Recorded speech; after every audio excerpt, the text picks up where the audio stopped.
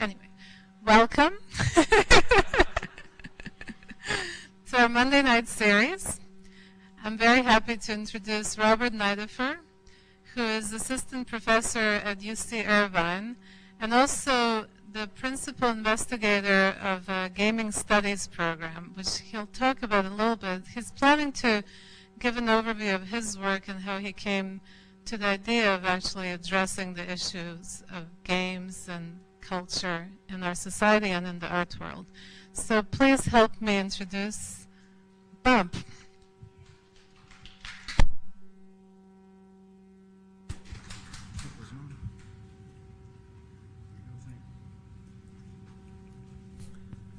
Thanks a lot, Victoria. It's a real pleasure to be here and to be part of the amazing group of speakers that have been brought here over the last couple of quarters. What I wanted to do today was just touch down briefly on three main projects that I've been involved with over the last decade, because I'm going to try to make some connective threads between them. Preparing for tonight gave me the opportunity to go back and look at some work that I've done and try to address the topical things on the wonderful poster that went out, which said virtual environments, game studies, and agency by proxy. So I actually want to try to talk about those things a little bit. And I'm going to start by just briefly going back about 8 years to a PhD thesis that I wrote on the Gulf War. And really, the conceptual issue for me at that point, when I was writing it, had to do with the fact that a lot of people were talking about this from within the academic community and among the popular press as a kind of primetime video war game, something that certainly had a kind of agency by proxy in the sense that it was a remote-controlled sort of video war game that again, that was sort of being discussed a lot in the press. And this had to do with a certain sense of the kind of unreality that the war had for a lot of people, because it was being waged across the screens of the world's television sets or computer terminals. And basically what I wanted to try to do in the thesis was to take a step back from that and to think about not so much the geopolitics of the war, but its mediation, and to think about how you could begin to really address what I thought was kind of a lack of a kind of critical relationship to the role that technology and media were playing in this war. And the fact that I think a lot of people were sort of being more used by technology than using technology very effectively when talking about the sort of unreality that the war had become. And so my sort of design challenge in thinking through this was early 1990s, color Macintosh, multimedia authoring tools were just sort of coming down to the consumer so that I could spend money and actually get something that I could begin producing a kind of multimedia analysis with, was the sort of framework that I was working in. So I had no kind of programming background at that time, no real computer skills other than word processing, just was really kind of captivated with a lot of the kind of multimedia possibilities and the hype that was floating around at the time. And so I wanted to really sort of try and get my hands into it and think about how I could begin to sort of, in a fairly simple way, address issues of content and form, so that as someone doing a kind of media theory, media analysis with interest in technology and culture, how I could use some of these new technologies in the presentation of the material itself. So what you see here is just a few simple screenshots that I pulled out to kind of show you a basic interface, which had a series of what you could think of as chapters, basically text, that were looking at different aspects of the war and its mediation. And you would click into one of these things, and it was pretty much a standard kind of chapter that I had written, again, 7 or 8 of them, to satisfy the traditional kind of thesis requirements. But built into it was, again, the ability to kind of navigate the text in a nonlinear fashion, to select particular items for listening to sounds or images or actual video clips that I was sort of grabbing from the television screen as the war was unfolding, and built some simple kind of ability to query the text and bring back a string of results so that you could kind of begin to look at things in a different order. So again, the challenge for me was really to try and think through how I could begin to design something that sort of, made more appropriate use of the media, given the content that I was really trying to get at here. And so this is just a simple little screenshot of where you would play back the different video. And that was really pretty much it. I was interested to find out when I went back through this that at that point I was already kind of thinking about how to make the interactive experience a little bit more game-like and playful, and of course from a kind of critical standpoint. And there are actually a series of games that were written as part of the thesis back then. After I finished the PhD, I wasn't really too excited about getting a job in a traditional sociology department.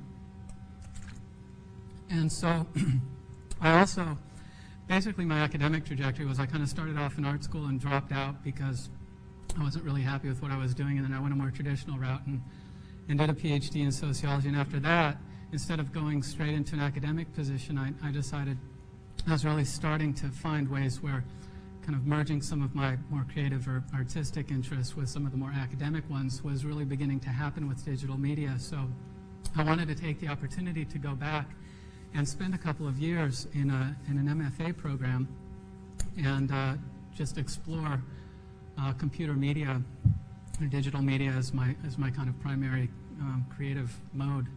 And so I did that and was fortunate enough to get into the MFA program up at Santa Barbara. And this was a time where Victoria actually had fairly recently been brought in to lead up the digital area in that department. And so there was a lot of exciting things actually happening. It was pretty small, but she was a real conduit for bringing in interesting projects and people, and so I had an opportunity to actually play a kind of significant role in a lot of the stuff that was going on there. One of the projects that I had started with a colleague of mine named Ben Bratton in the sociology department, just prior to entering the MFA program, was an online journal called Speed, and it had a subtitle, Technology, Media, Society.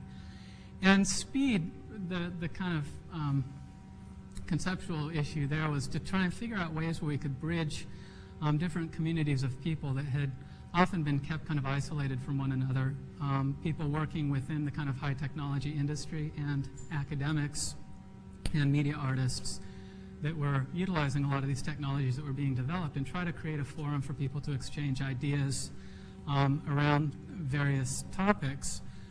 So over the course of 4 years, we were only able to produce 4 issues, partly because we were graduate students doing a bunch of other stuff at the time.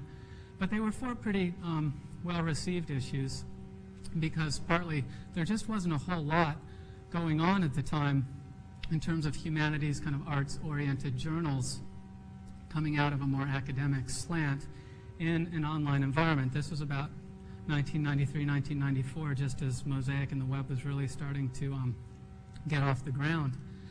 And so, again, the attempt here was just to try and critically reflect on technology, media, society, and to create this kind of compelling information space for people to experience. And at this point, the first couple issues were really not much more than basically text with image accompaniment, because that was more or less the limitations of the browser at that point in time.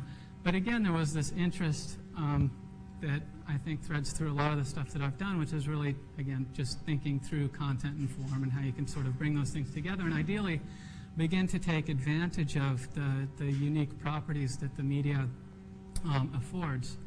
And so that started happening a little bit more for me toward the end with the last couple of issues that we did. And this one was on airports and malls as social spaces. And we were starting to get some interesting art contributions, as well as more straight up kind of academic theory pieces. And what I wanted to do with this issue is really, this was about the time that this technology called VRML had just been introduced, virtual reality modeling language, and it was a very efficient way to describe a three-dimensional space, basically using text files. So you could have fairly elaborate 3D environments with animation that were very efficient and low bandwidth, relatively.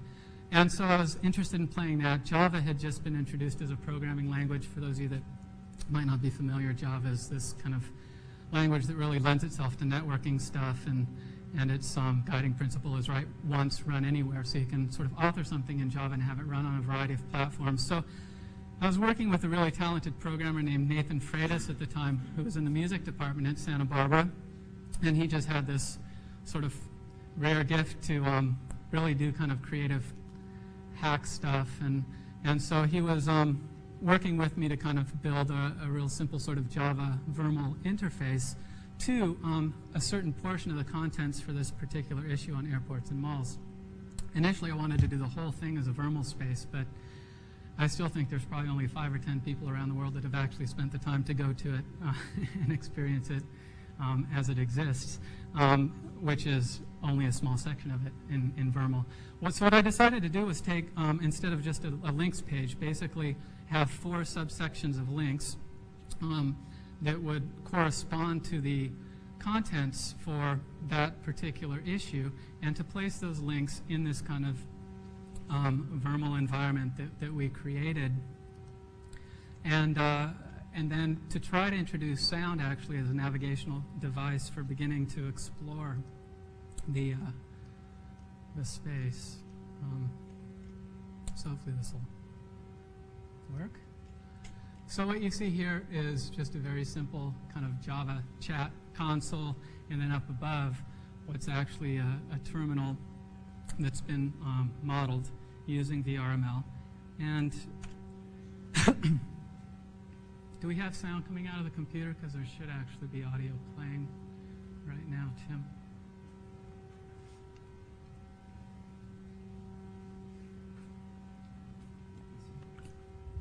Yeah, it's PC.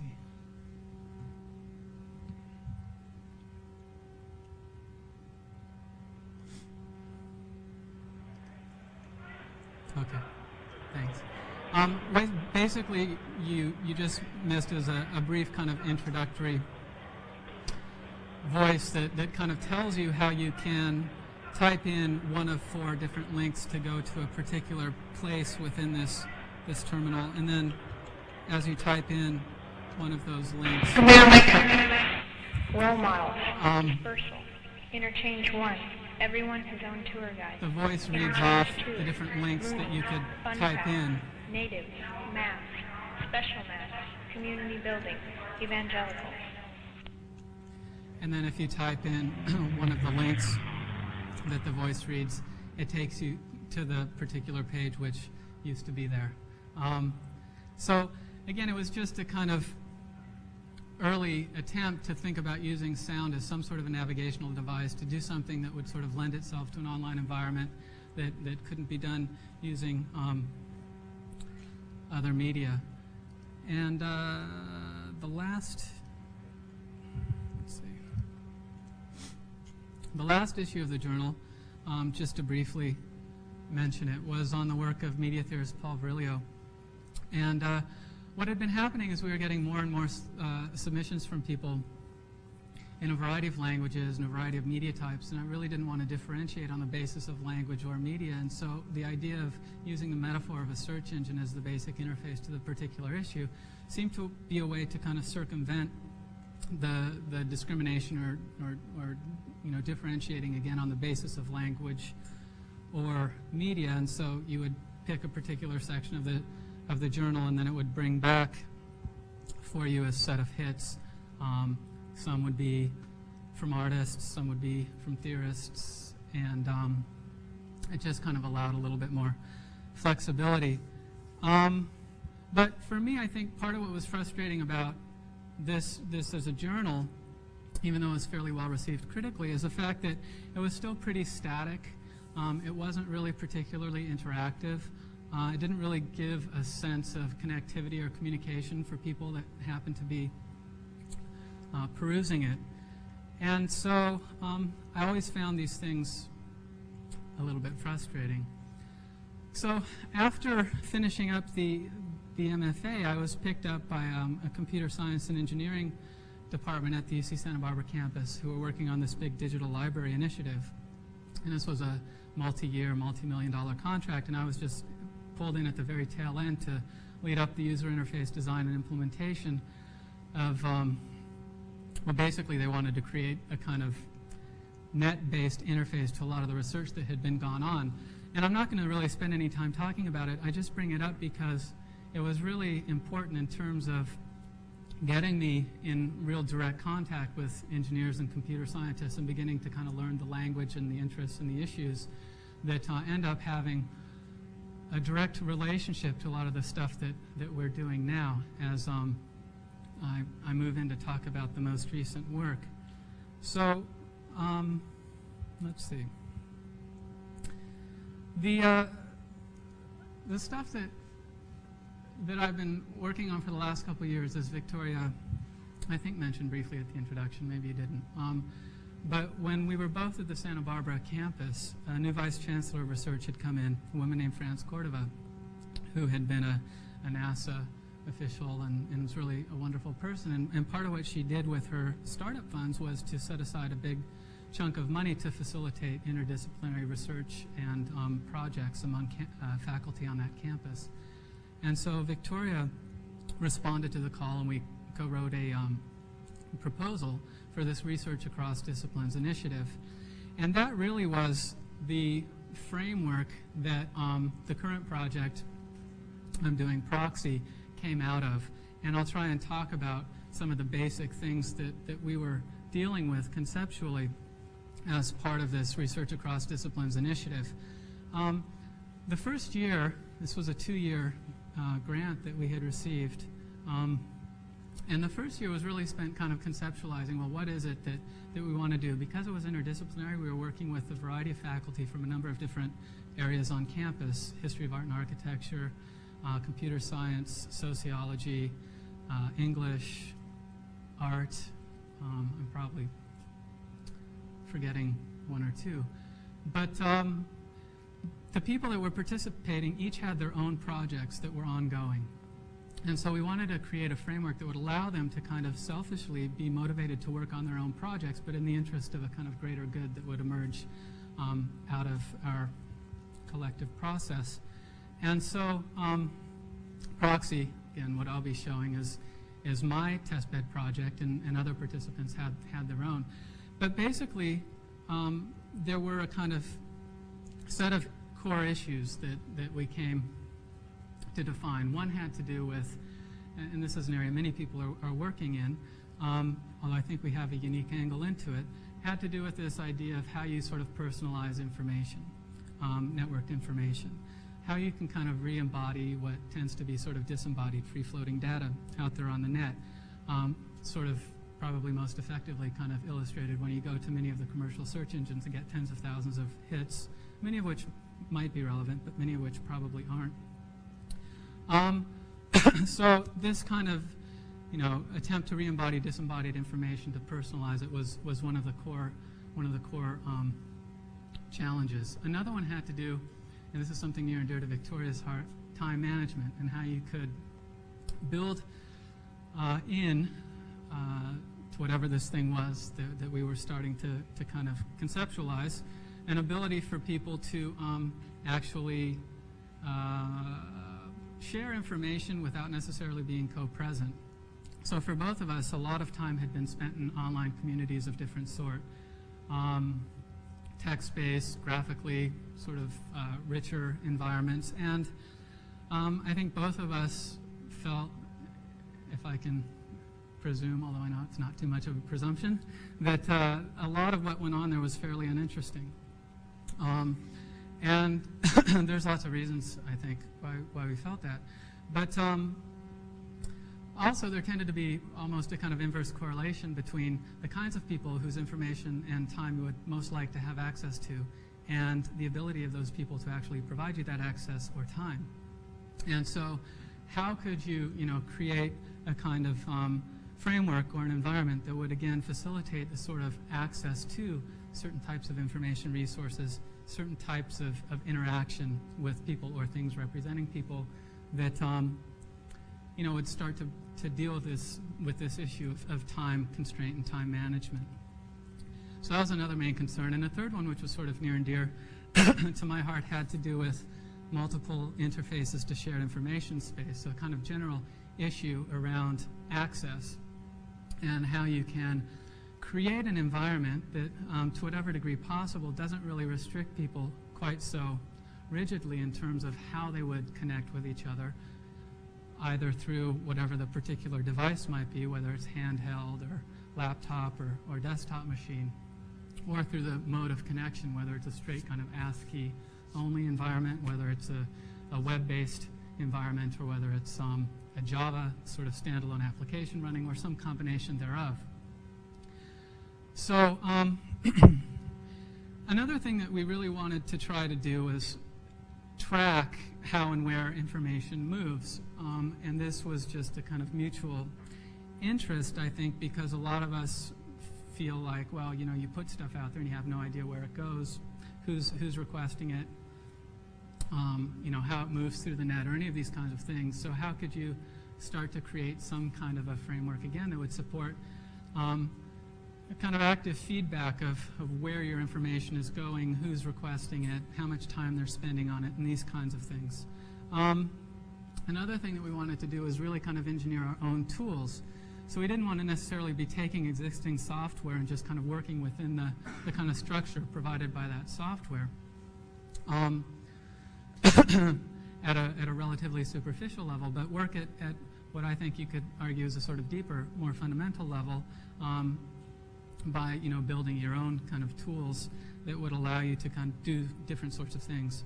And we wanted it also to be sort of open source and non-proprietary, because a lot of the stuff that had been going on in terms of development for different kinds of net information exchange and visualization and all of that, while a lot of amazing stuff is out there, it tends to be fairly closed systems and not really open to artists, to people, just to kind of pull down, take, rework, build on top of. So really kind of following the sort of Linux model for the software that we wanted to build.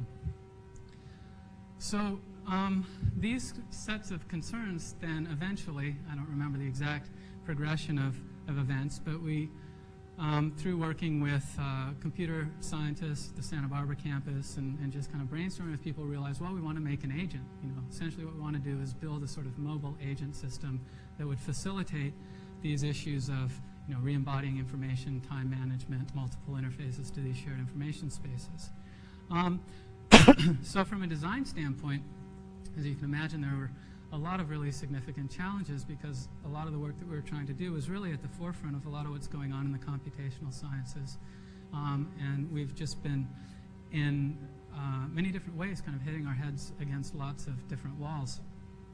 But making good progress, I think, along the way. So one of the basic challenges was how you could, if you remember, I'd mentioned this was an interdisciplinary group of people with a variety of different projects, how you could create a generic architecture that would facilitate a basic kind of core set of functionality that everybody might want, but at the same time also allow for real flexible localization of stuff. So if people pull this in, they can change the interfaces around, make it look and work differently depending on their own particular needs or interests.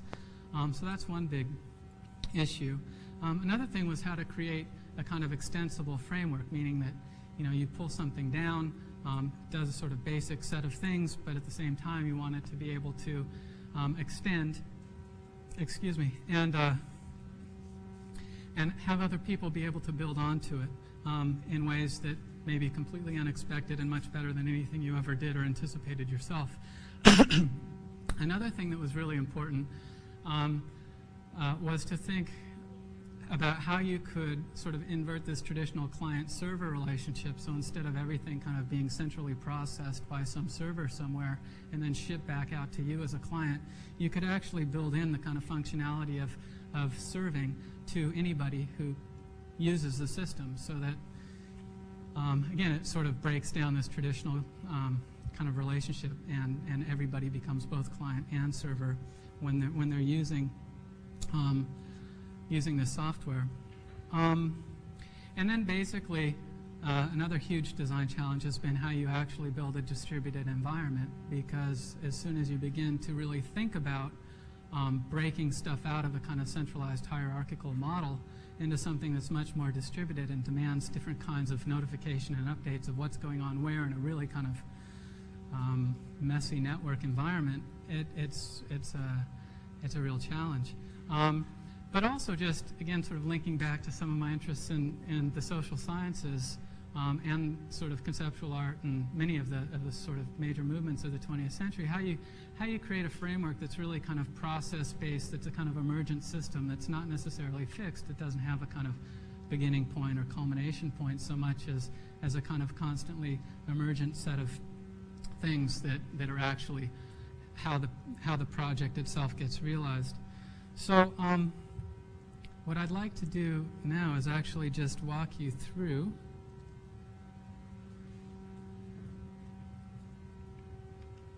the early prototype. And again, what you're going to see here is my particular localization of this agent system, this kind of mobile agent management system that we've been working on in connection to my own creative project called Proxy. So the first thing when you get the software that you get is this little welcome dialog, and it asks you if you haven't already registered to register.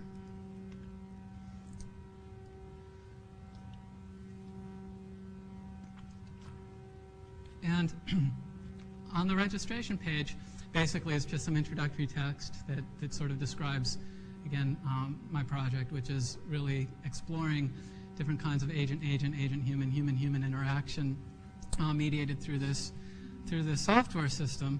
And an attempt, my sort of early attempt to think about several different projects. You could kind of think of them as content clusters or topical areas that I'm developing in relation to how you would sort of more creatively apply this agent software to particular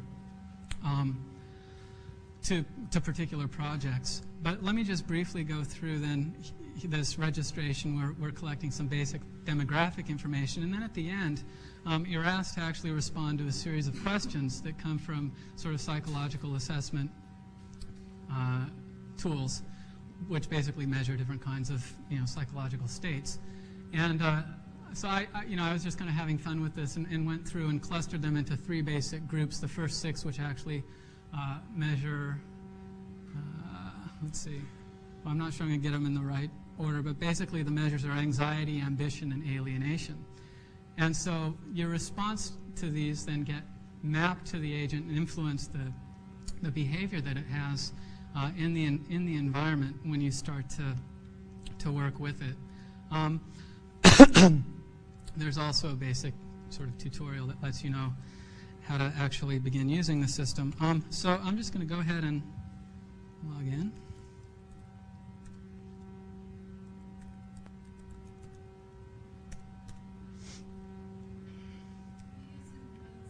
Yeah, well, what I'm going to do over here is just go to a different, again, I was talking about the idea of multiple interfaces to this space. So what I thought I would do here, just to try to provide a sense of that, is actually, if someone went into a particular web page, found out about the project, and wanted to load a kind of what I'm calling a thick client as opposed to a fat client. This agent system here is sort of the fat client because it's full-featured. This one over here is, think of as a kind of thick client, and I'll just log in. Okay, so that we kind of, basically this is like just a little Java applet running off a web page, and then this is an actual full-featured Java application running on my local system.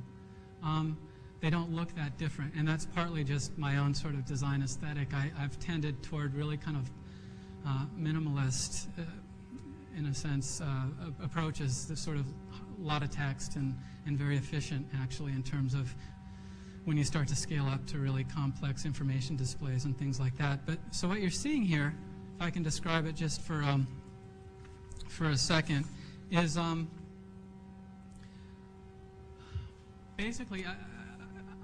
I'm not sure how familiar you might be with things like MUDs and MOOs, these sort of multi-user environments that were text-based virtual environments. I decided that for the ASCII-only interface, I really wanted to build on top of what's called a MOO server, basically the software that generates the MOO and lets it run. Because a whole lot of work had gone into building MOOs over the years, and I didn't feel like they'd really been explored as much as they could be. So the MOO, again, is sort of this text-based virtual environment, and what it does for me at this point is just kind of provide a sense of context. It's a sort of, frame for the agent stuff to be happening in. And instead of having sort of really rigid description, well, not rigid so much as referential descriptions of places from a kind of physical environment mapped into the MOO space, which often tends to be the norm, where people, rooms and chairs and things like that within these rooms as your sort of navigational devices. I wanted to just play a little bit more with abstract sort of metaphoric notions of space. And so this is an attempt to begin doing that. And what the MOO does is facilitate kind of synchronous as well as asynchronous communication. So, if I type in something here to someone else who happens to be connected, it just kind of prints that out to the screen. But the particular stuff that I'm doing with MOO also allows for any kind of text object within the environment to have a URL attached to it, so that you can link to web pages and things like that. So in this instance, if I've attached a web page to myself, then what it does is it loads up whatever page I happen to have linked to me here, but I can also display me to whoever else happens to be connected. So, you can start to actually collaboratively browse the space. Another thing that we have done is hooked in a translation service so that you could, in theory, be communicating with someone who doesn't speak your language. So here, for instance, if I... Oops. So I'm getting confused by the keyboards here. If I do the same thing and pull back that page, it pulls it back translated into whatever language the person happened to use. So again, this, for me, is a way to start to address this issue of access and how people that may not be natively speaking each other's language could actually, through this kind of interface, begin to have some kind of interaction, communicate with each other. The other thing is, if you, as you start to move around, it sort of describes to you what items happen to be in the environment. And some of these are what are called bots, little pre-programmed utilities that that do different things when you activate them.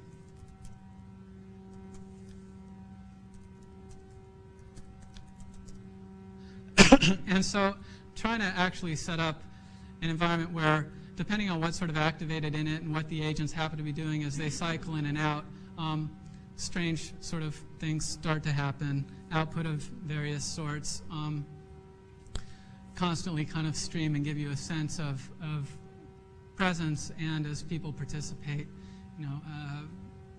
again, they can participate in ways that they couldn't using sort of other things. But you can also set it so that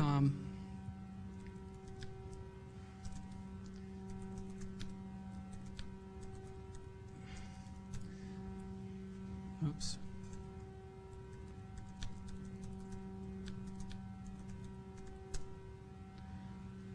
The bots will also speak in whatever language, or you'll speak in whatever language.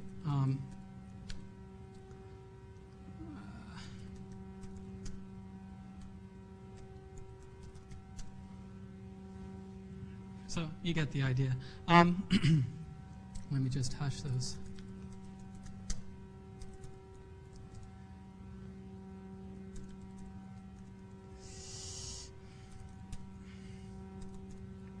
So, these particular bots, what they're doing is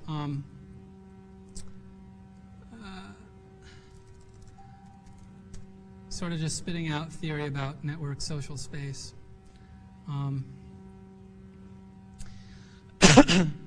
And, all right, so now, but what I think is actually more interesting is when you start to introduce the kind of mobile agents into this. So a lot of this stuff was just a brief example of some of the things that are hooked in on top of the Mu server and what that facilitates. But then when you start to throw the agent stuff in, a lot of other stuff becomes possible. So in this agent menu here, basically one of the options is to link to any piece of data that you might want via URL. So, you can type in any kind of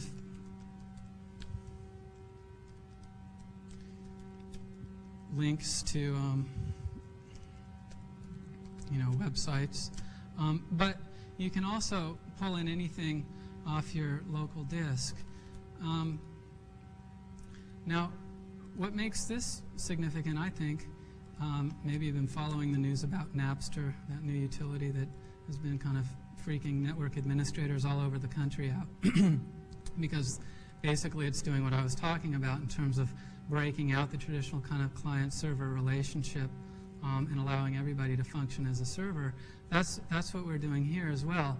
And using the browser as a kind of basic interface to any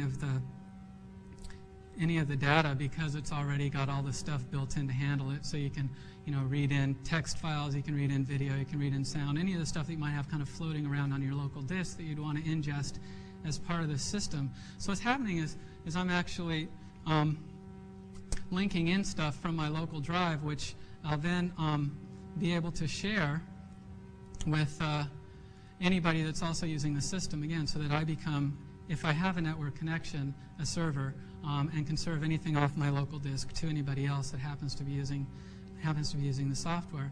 I can also begin to describe it so that people get a little bit better sense of what the data is.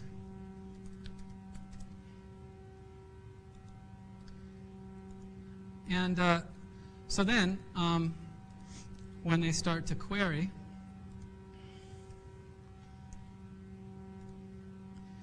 if there were a bunch of other agents connected, you just have to sort of ignore the long key sequence of numbers and things. It's basically just a unique identifier. We haven't sort of, again, it's very early in the development. But basically it would bring back whatever. So in that first list, you'd have a listing of all of the people that happen to be using the system that have that are queryable by you. And the idea is, again, this addresses that first issue of trying to kind of make a more intelligent swath through this morass of information by personalizing it to some degree. People have these agents with their unique attributes.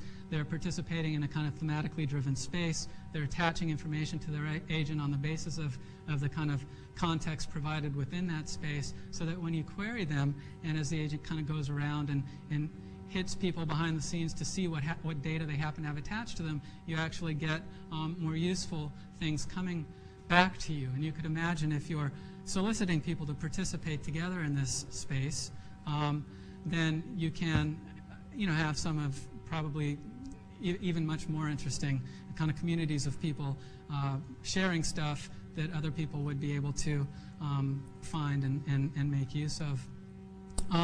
So then you can pull back this stuff and view it, and this is a really simple kind of 2D visualizer with some very basic motion behavior.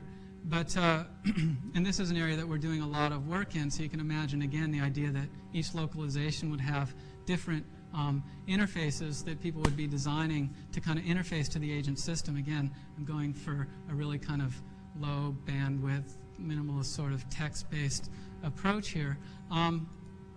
But you can also pull it back as a web page. So if you don't want to, look at this kind of agent stuff moving around, dancing before you based on your sort of own neuroses, you can have it come back as a set of links in a web page and look at stuff that way. Another thing that we've been working on, and I may have failed to mention, a lot of this work has been done by a couple of really amazing programmers I've been working with at UCI, a guy named Stan Eng and Stephen Holder, who sort of have designed the whole architecture and really been doing a lot of really great work. You can pull back a kind of 3D view of the information. So again, this is really early, but if you get on the right keyboard, then you can start to see how, and this actually was a part of it came from code that was given to us by Kostas Terzitis from the Department of Architecture here, which we've been reworking to kind of interface with the agent system. And this is not a particularly good example of it, but as you begin to get really kind of dense displays of information,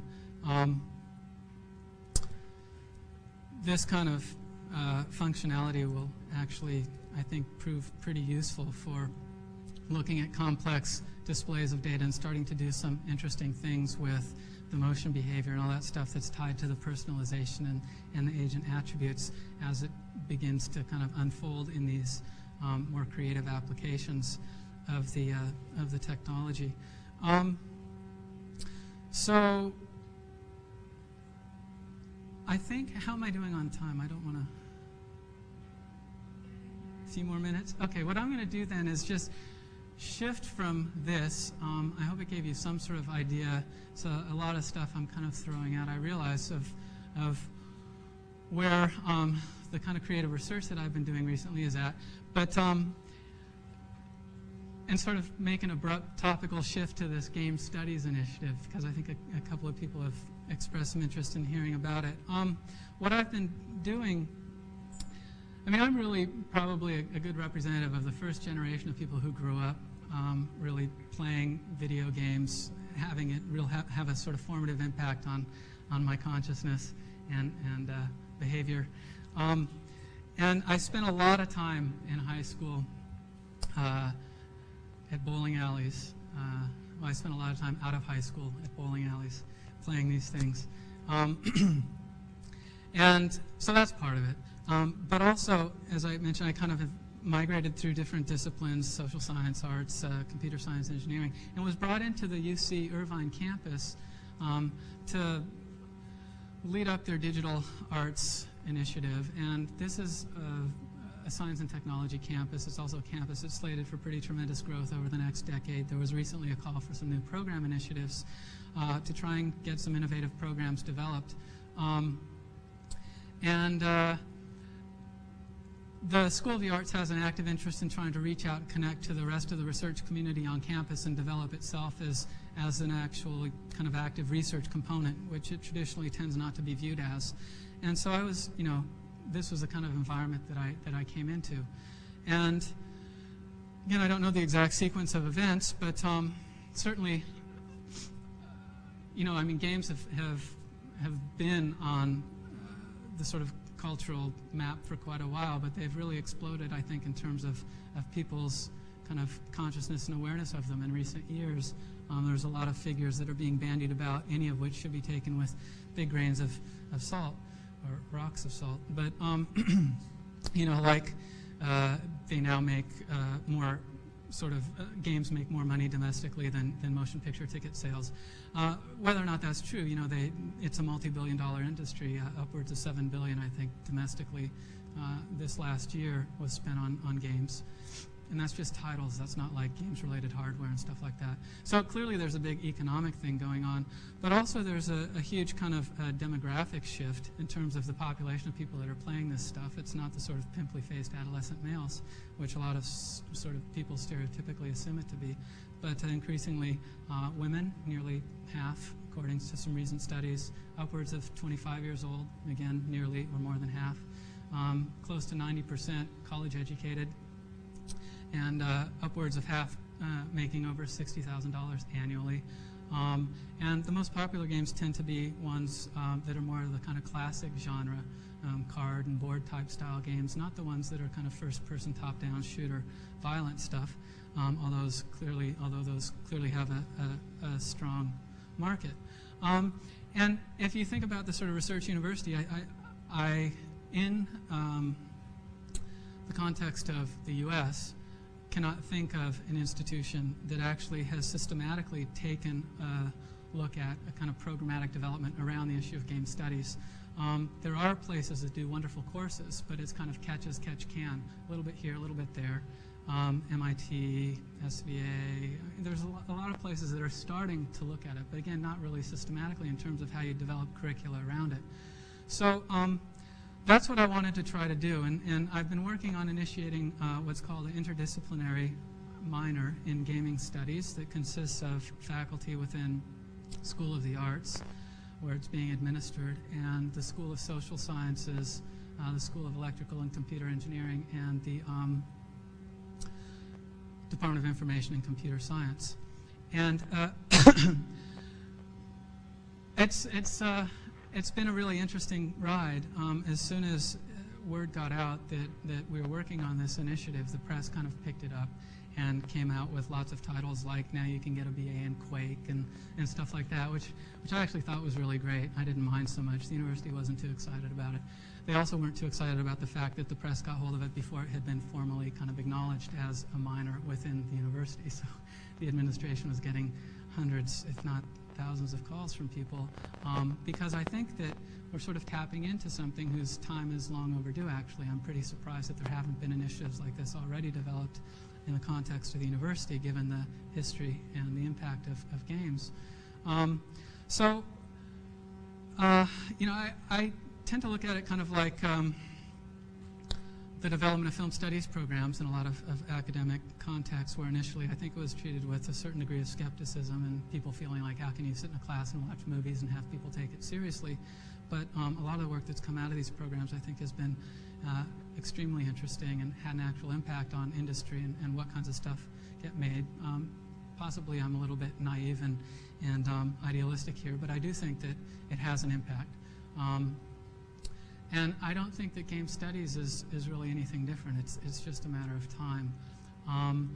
And there's a lot of sort of evidence that I think provides good testimony for that. If you look at Microsoft, which is a corporation, and it's to Bill Gates' great credit that he's been able to actually have the foresight to shift it in fairly fundamental ways once his head's been sort of wrapped around new stuff. So, for example, from the OS and application engineering to kind of the internet.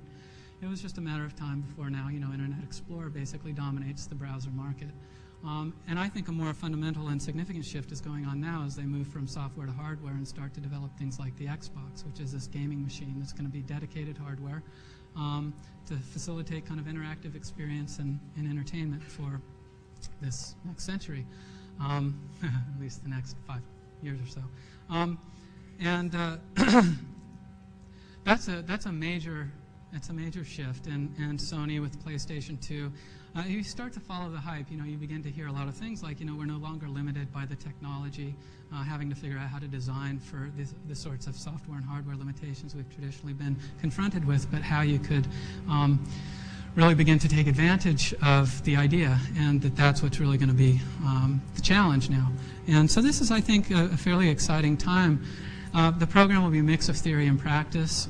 It's going to really be quite demanding and rigorous as a minor. It's going to require people to study technical disciplines as well as social science and arts. It's also, for me, a not so hidden agenda is to figure out ways that you can sort of appropriate gaming metaphors and design principles and technologies and use them for alternative forms of content delivery. And so this is also partly about this traditional dichotomy we have at the current moment, which is playtime, bad time, guilty time, because it's time spent away from productive time, which is good time. And you know, it's more interesting to me to think about how you could actually begin to merge these things so that the playtime becomes your productive time. And that's the kind of environment that I'd like to be spending more time in. And with that, I'll stop and thank you for your attention.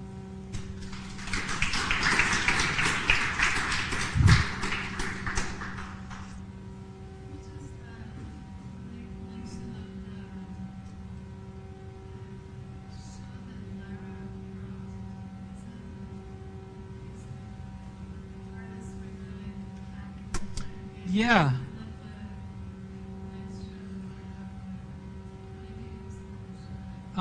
Let's see. Yeah, there was a recent show called Cracking the Maze that I participated in along with a number of other people. And I won't spend time talking about this piece and what I was trying to do here. This is, if you can see, excuse me, the URL. But it was really interesting. It was curated by a woman named Anne-Marie Schleiner, who's at Tech BC, and Erki Hutamo wrote a piece for it. And this was an attempt to get artists to do patches or kind of game hacks. So a lot of games now have these things called level editors, where you can basically take the game and then redesign your own kind of level, swapping in new graphics and sounds and things like that. And so that was kind of the premise for the show, to get artists who would have the kind of technical facility to be able to, or to be able to collaborate with people who had that facility to do these different kinds of patches to popular games from a kind of critical theory standpoint. And so there's some interesting work there. This was also, I believe, picked up in relationship to a show that Erki is curating over in Finland as part of a mutation.fem site. So that's another thing that Anne-Marie Schleiner is working on with Erki that connects to this. And then I'm co-curating with my colleague Antoinette Lafarge an opening exhibition for the Beale Center for Art and Technology at the UC Irvine campus, which will be opening in fall. In fact, Rebecca's piece will be in that. And it's called Shift Control, and it's on computer games and art. And we've got three basic kind of themes that we're working with: role play, emergent systems, and world hacks. So different pieces will kind of be working within the context of those different themes. So, and that will be in October of this fall. So hopefully you can get down there and check it out. Anybody have questions for Bob?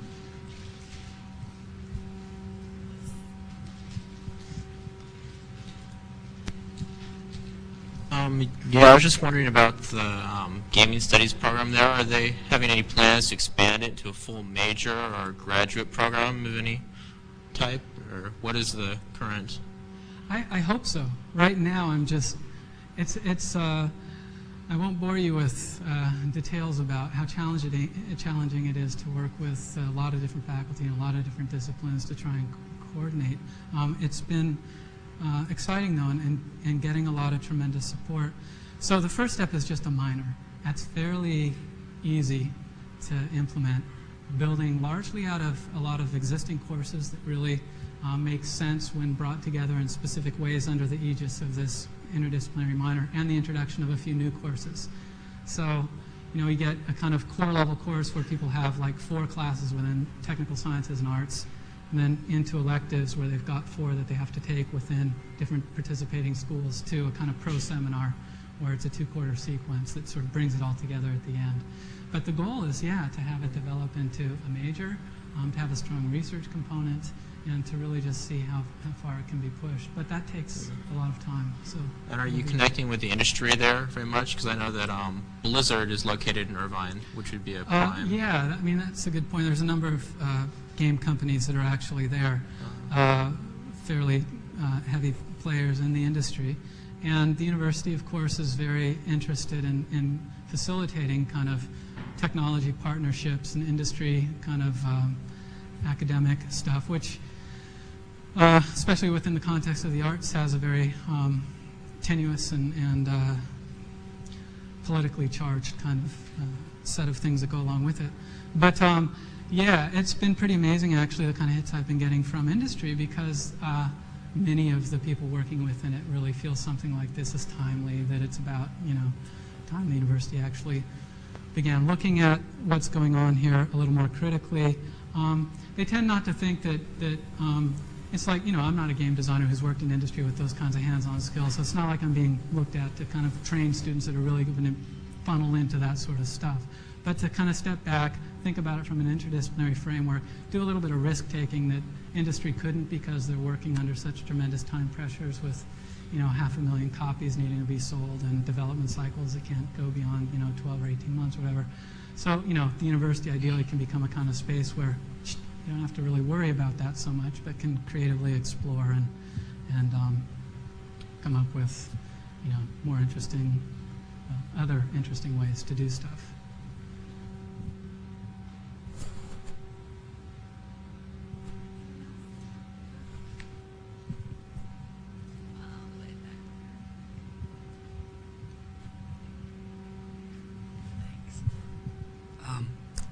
I'm interested in the psychology questions and that just kind of flashed on the screen, and you, how did you categorize them, and what's your plans in terms of correlating them?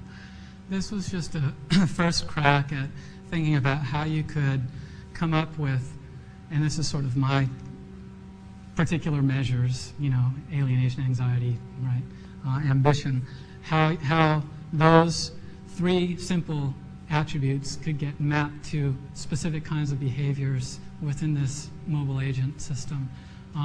But the idea is that it's kind of easy to abstract out, swap in any other attributes that you might want to apply to the system. So Victoria, whoever else might be using, the agent software would have other things they might be interested in measuring that would have some kind of relationship to what gets visualized and how it moves and in relation to other agents within the system and things like that.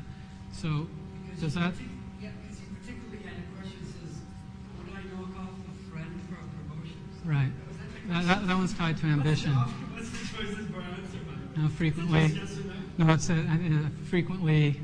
It's like 5 responses that go from always to not so often. Well, on that note, thank you, Bob. Thanks. We're just going to forge ahead and introduce our next speaker.